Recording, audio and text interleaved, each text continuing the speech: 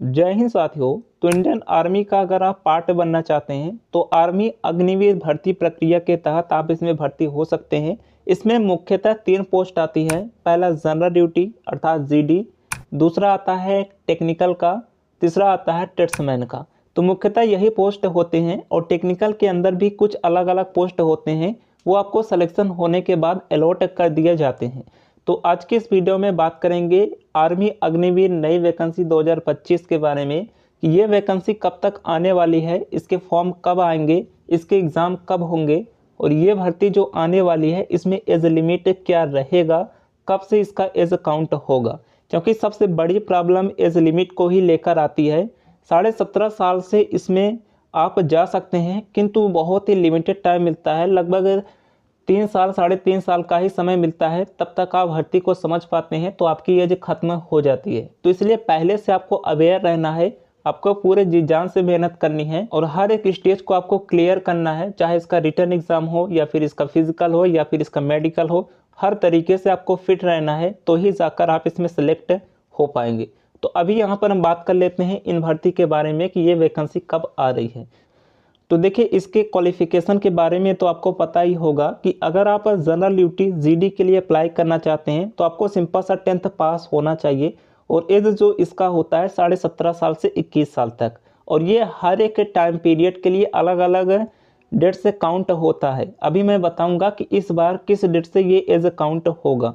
तो जीडी के लिए अगर आप सिंपल सा 10th पास हैं और हर एक सब्जेक्ट में आपके 33 नंबर है तो आप इसमें फॉर्म अप्लाई कर सकते हैं। अगर आप टेक्नीशियन में जाना चाहते हैं तो इसके लिए आपको 12th पास होना चाहिए विथ पीसीएम से, फिजिक्स केमिस्ट्री मैथ से आपको 12th पास होना चाहिए और इंग्लिश में आपके जो है 50% मार्क्स होने चाहिए, तो आप टेक्नीशियन में फॉर्म भर सकते हैं।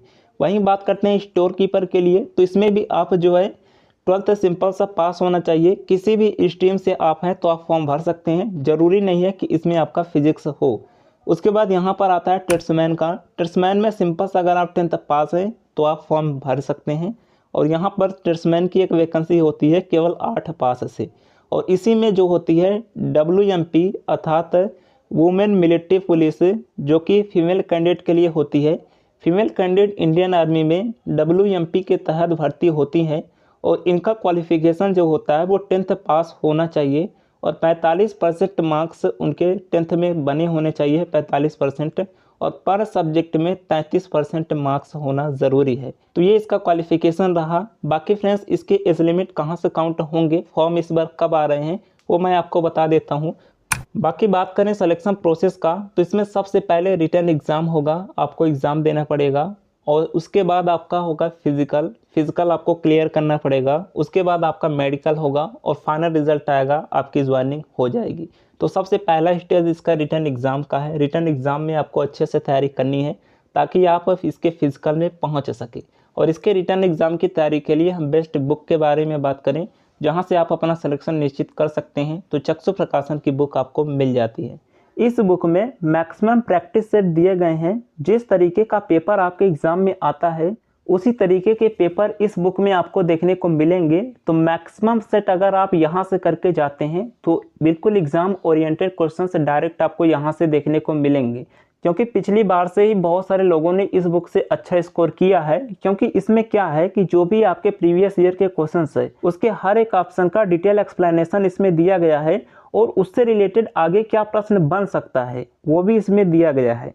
ये आपके संपूर्ण सिलेबस का प्रैक्टिस सेट है, हर एक सब्जेक्ट इसी प्रैक्टिस सेट से आपका कवर हो जाएगा, तो इसे आप बाई कर सकते हैं। और फ्रेंड्स, आर्मी अग्निवीर जो अदर पोस्ट हैं जैसे क्लर्क का, टेक्नीशियन का, ट्रेड्समैन का, इनके भी बुक आपको मिल जाते हैं। तो अगर आप इन टेट के लिए अप्लाई किए हैं तो इसे भी बाई कर सकते हैं। तो बाई करने का लिंक आपको वीडियो के डिस्क्रिप्शन बॉक्स में मिल जाएगा, उस पर क्लिक करके आप इसे ऑनलाइन मंगा सकते हैं। बहुत ही मिनिमम प्राइस में ये आपको मिल जाएगा।